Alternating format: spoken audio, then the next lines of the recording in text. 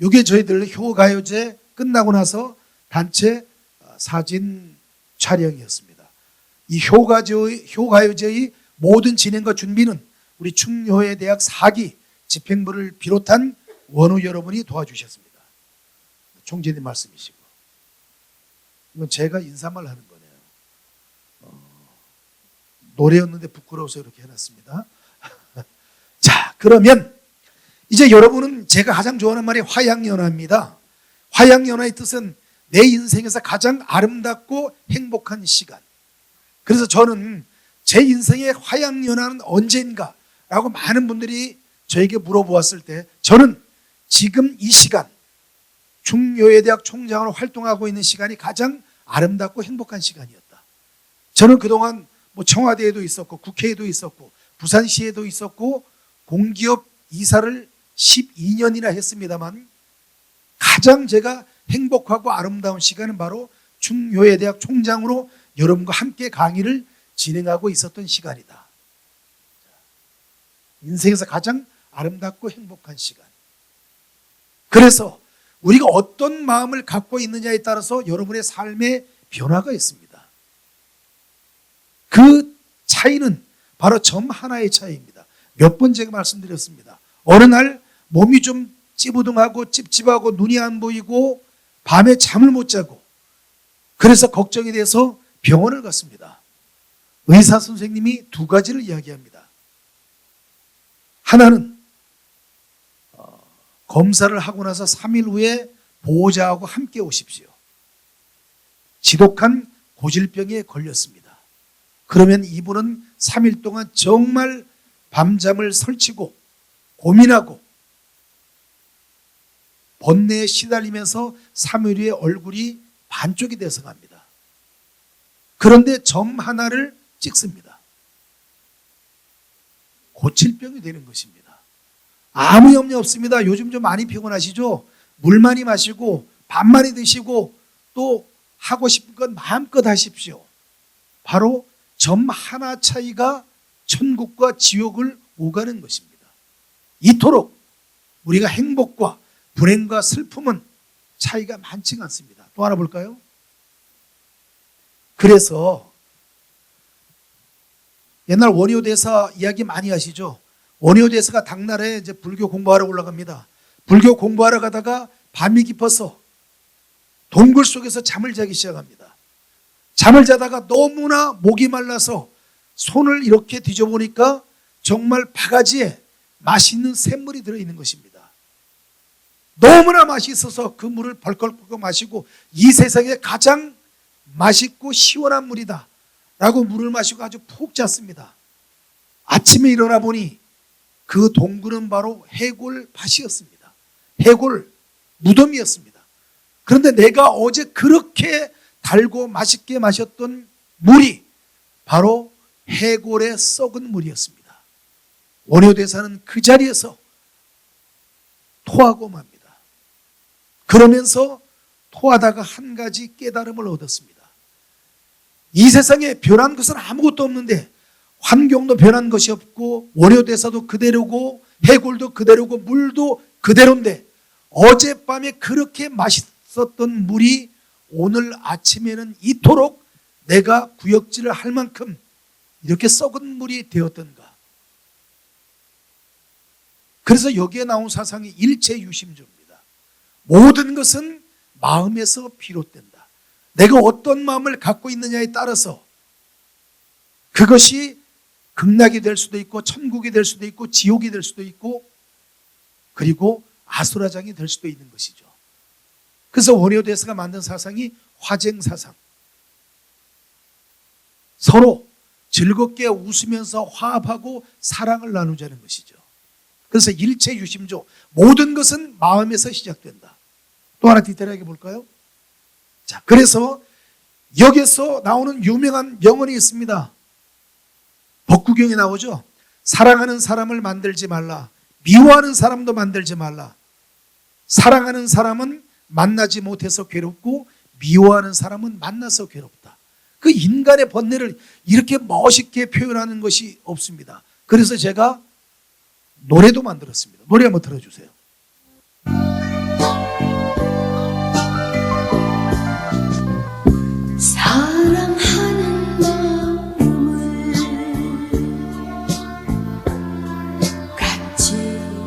말자 미워하는 마음도 갖지 말자. 됐습니다. 예. 요 노래 들어보신 적 있나요? 작사는 제가 하지 않았어요. 작사는 부처님이 하신 거예요. 부처님의 말씀. 작곡도 제가 하지 않았습니다. 다만 제가 이 노래를 찾아낸 것이에요. 그 다음 또 볼까요? 그래서 우리에게 중요한 것은 믿음이죠. 믿음. 믿음이 가장 중요합니다. 자, 저를 따라 한번 해보겠습니다. 자, 믿음. 그게 믿음. 첫째, 내가 나를 믿어야 하고, 둘째, 남이 나를 믿어줘야 하고, 셋째, 내가 남을 믿어야 한다.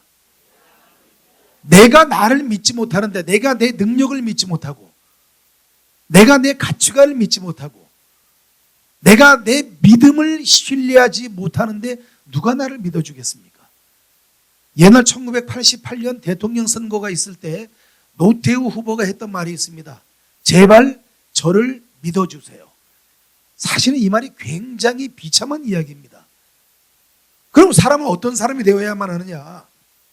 그 사람 하는 말이라면 팥으로 메주를 쓴다고 해도 나는 그 사람을 믿겠다. 이 세상에 100만 명의 사람 중 단 한 사람만 빼놓고 모든 사람들이 나를 믿지 못하더라도 나는 그 사람을 믿어야만 하겠다. 그런 사람을 만들 줄 있어야만 합니다. 두 번째는 남이 나를 믿어줘야 합니다. 남이. 세 번째는 내가 남을 믿고 내가 남을 믿는데 내가 남을 믿지 못하면 안 되겠죠. 내가 남을 믿어줘야만 한다. 이 믿음이 굉장히 중요합니다. 자, 역사 속에서 한번 보겠습니다. 여러분 너무나 잘 아시는 이순신 장군. 임진왜란은 1592년 1월 달에 임진왜란이 터졌습니다. 그러자 육상에서 승승장구하던 외적이 바다에서 이순신 장군과 만나면 백전백패를 했습니다. 경상우수사 박영, 경상좌수사 원균, 전라좌수사 이혁기, 전라우수사 이순신, 이렇게 4명의 장군이 바다를 지키고 있었습니다. 그런데 이순신 장군은 바로 이렇게 해군 사령관이 된 것이 아니에요. 계급을 6계급이나 뛰어올라서 파격적인 승진을 했는데 그것을 도와주신 분이 여러분이 잘 아시는 유성룡 대감이었습니다. 이렇게 해서 연전연패를 하자 일본에서 이순신을 제거하기 위해서 거짓 정보를 한국 조정에다 알립니다. 일본의 모든 해군이 총출동을 해서 부산포에서 조선 수군을 무찌르겠다라는 역정보를 퍼뜨립니다. 그런데 이미 이순신 장군은 이 정보를 알았습니다. 그런데 그 당시 당파 싸움을 하던 동인 서인, 특히 이순신 장군을 싫어했던 서인이 빨리 나가서 외적을 격파하라고 했는데 거짓 정보를 한 이순신 장군은 나가지 않았습니다. 그러자 원균이 바로 조정에 상소문을 올립니다. 폐하, 이순신은 적을 맞서 싸우라는 선조 임금님의 명을 무시하고 나가지 않았으니 바로 어명을 무시한 역적입니다. 이순신을 처단하여 주십시오. 여러분, 통영이 어딘가요? 통영. 통영 여기입니다. 여기에서 서울까지 수레에 갇혀서 한 달 동안 통영에서 서울까지 압송이 됩니다. 압송이 되자 200명의 문무백관, 100명의 무관, 100문의 문관이 전하, 역적 이순신을 처단하여 주시옵소서. 이 한 달 동안 외적을 무찌르면서 연전연승했던 7년 동안 1592년에 임진왜란이 일어났고 1597년 8월 1일 날 압송돼서 올라가서 8월 27일 날 임금님 앞에서 재판이 벌어집니다. 200명의 문무백관이 모여서 전하, 역적 이순신을 처단하여 주시옵소서.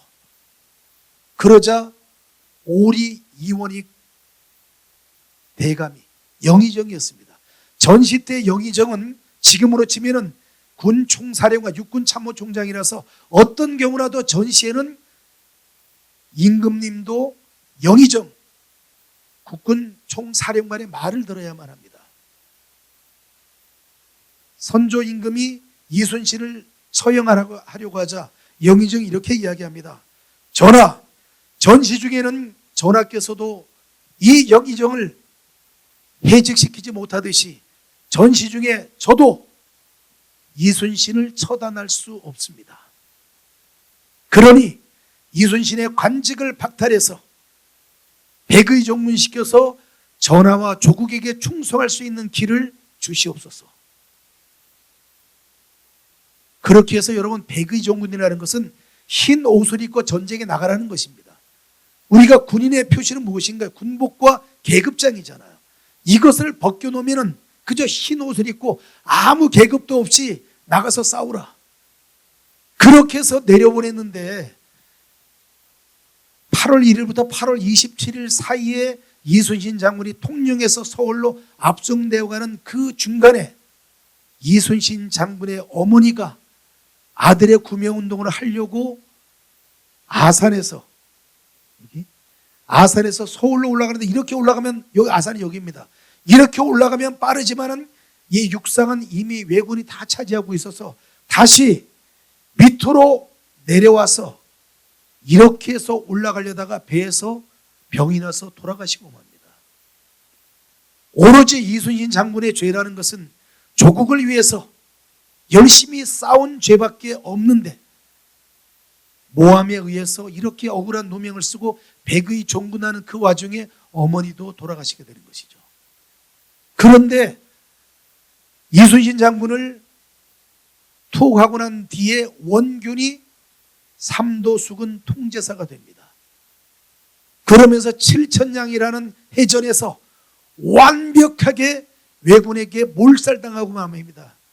그래서 나왔던 말이, 그 당시에 다 몰살당하고 12척의 배가 어디 있었느냐?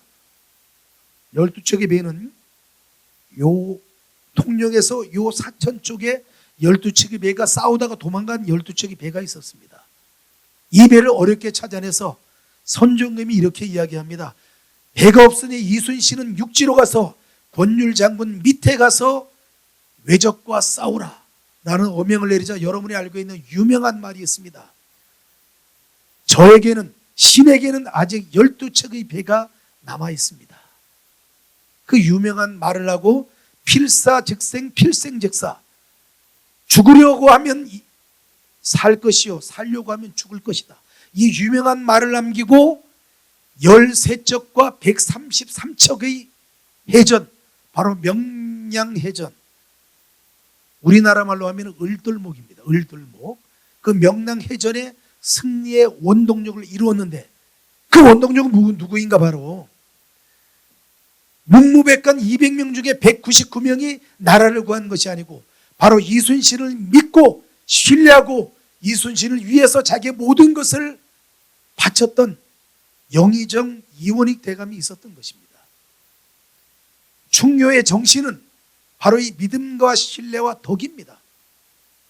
아까 제가 말씀드렸듯이 대한민국의 모든 사람들이 너는 나쁜 놈이라고 하도 단 한 사람, 그 사람은 절대 그런 사람이 아니다. 당신들이 잘못 알고 있다.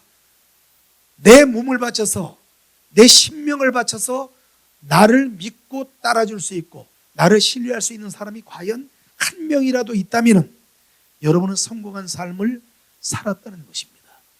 이것이 중요한 것이에요. 한번 돌이켜보세요.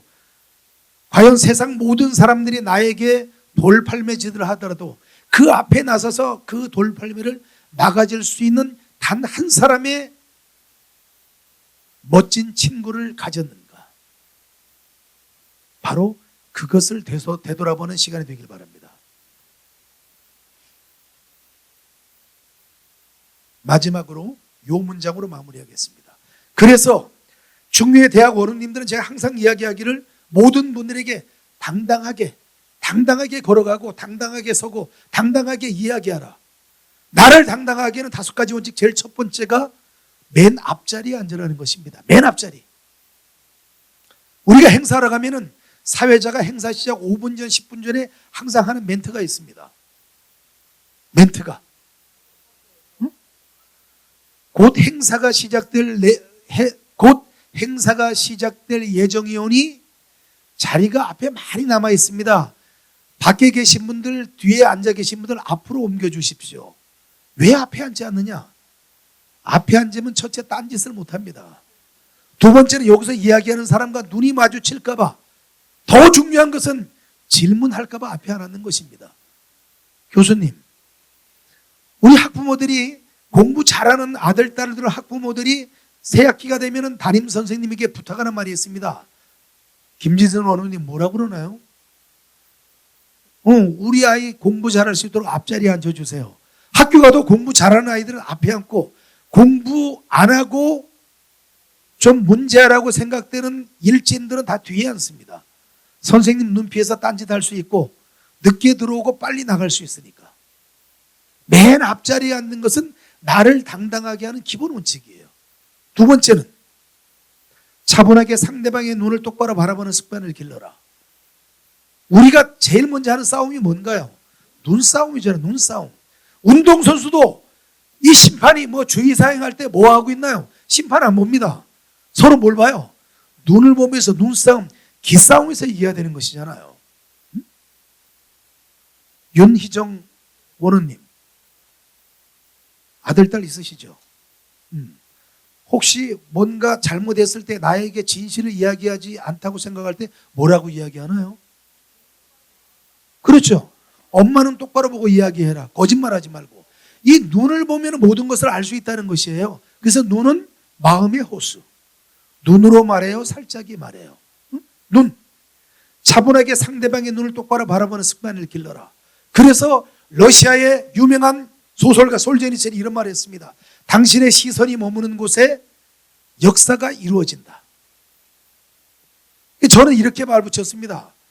여러분이 힘들고 어려울 때, 여러분이 너무나 슬프고 아플 때, 이 세상에 나를 믿어줄 사람, 나를 위해서 울어줄 사람, 나를 위로해 줄 사람, 나를 도와줄 사람이 아무도 없다고 생각할 때 뒤를 돌아다보라. 당신의 시선이 머무는 곳에 내가 당신을 지켜보고 있을 것이다. 별로 감동이 없는 거예요. 감동이 있을 때는 그래서 문장을 하나 딱 보면 그 문장에 맞춰서 멋진 말을 만들어낼 줄 알아야만 하는 것이에요. 여러분이 힘들고 어려울 때, 슬프고 괴로울 때, 정말 누구에겐가 하소연하고 싶고 누군가 나를 지켜주고 싶으면 좋겠다라는 생각이 들었을 때 여러분이 뒤를 돌아다 보세요. 여러분의 시선이 멈추는 그곳에 바로 제가 있겠습니다. 정말입니다. 제가 있겠습니다. 제가. 누구를 위해서? 중효의 대학 원우님들을 위해서 제가 거기 서 있겠습니다. 세 번째는 25% 빨리 걸어라. 여러분도 인정하기 싫고 저도 인정하기 싫지만 우리는 시한부 인생을 살아가고 있습니다. 암에 걸려서 이제 당신의 삶은 3개월밖에 남지 않았습니다. 이분들만 시한부 삶이 아니에요. 우리도 시한부 삶을 살고 있습니다. 아무리 많이 살아도 현재는 150세까지 밖에 못 사는 것 같아요.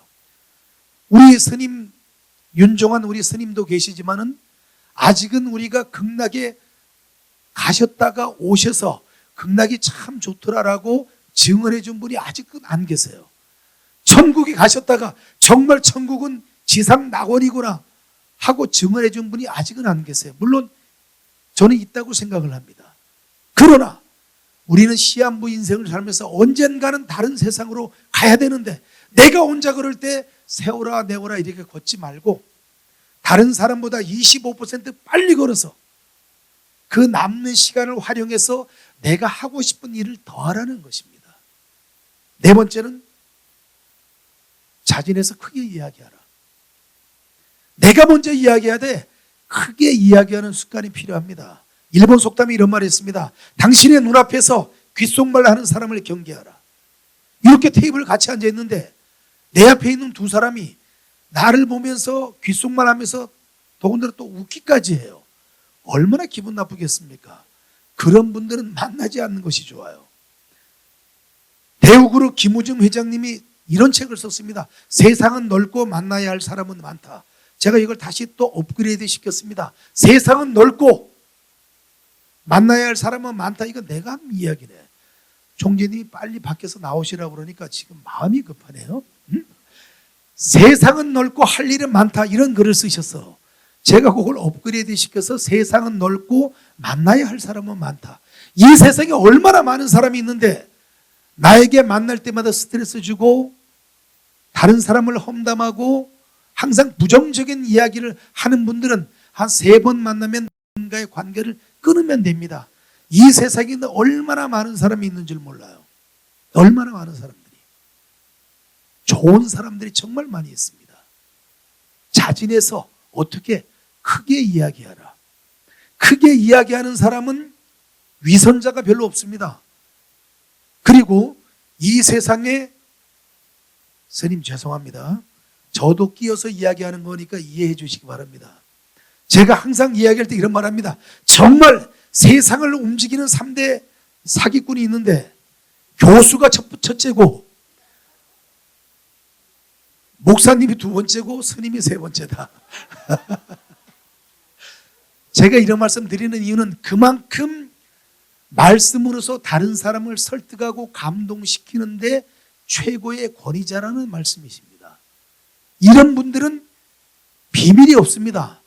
말씀을 하고 싶어서 견딜 수가 없어요. 그래서 이런 분들은 비밀이 없고 이런 분들은 정직합니다.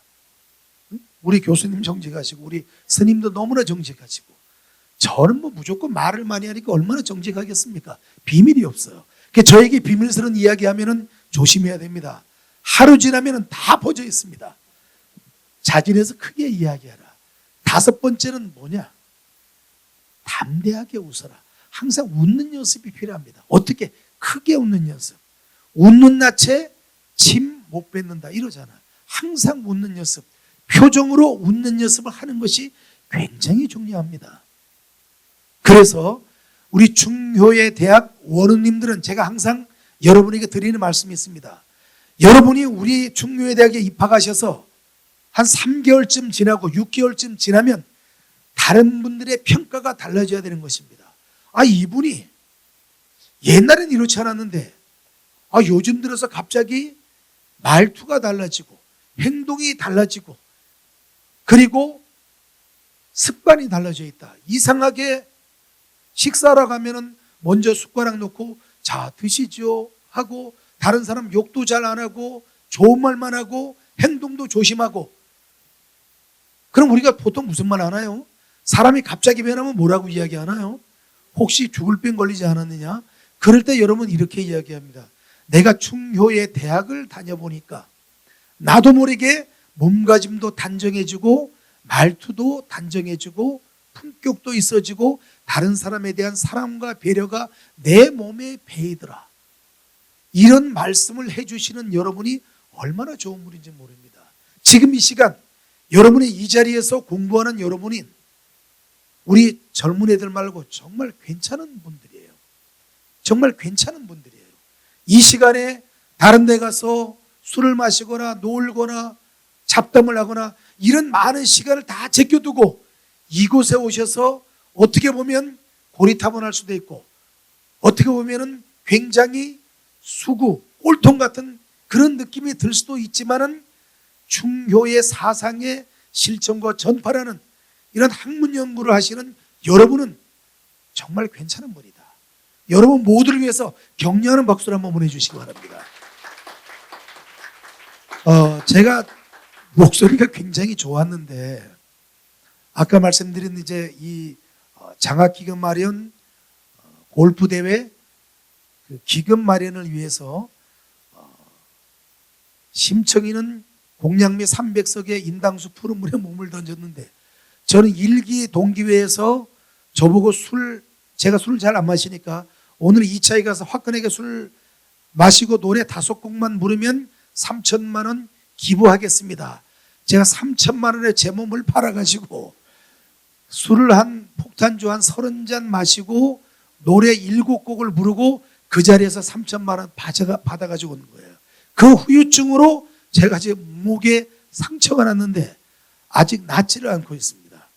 다음 시간에는 목이 좀 다 나아서 여러분들에게 좀 더 멋있고 감명 깊은 강의를 하도록 하겠습니다. 화엄경에 이런 말이 있습니다. 나무가 열매를 맺기 위해서는 꽃을 버려야 하고 강물이 바다를 만나기 위해서는 강을 버려야 한다 라는 말이 있습니다. 여러분, 내 작은 이익을 버리지 않고 내 욕심을 버리지 않는 한 더 큰 것을 얻을 수 없습니다. 여러분의 시간, 여러분의 귀한 시간을 할애하셔서 이곳에서 충효의 사상 공부를 하는 여러분은 앞으로 더 큰 것이 여러분에게 더 큰 행운과 행복이 함께 오리라는 믿음을 가지고 오늘 저의 2교시 강의를 모두 마치겠습니다. 고맙습니다.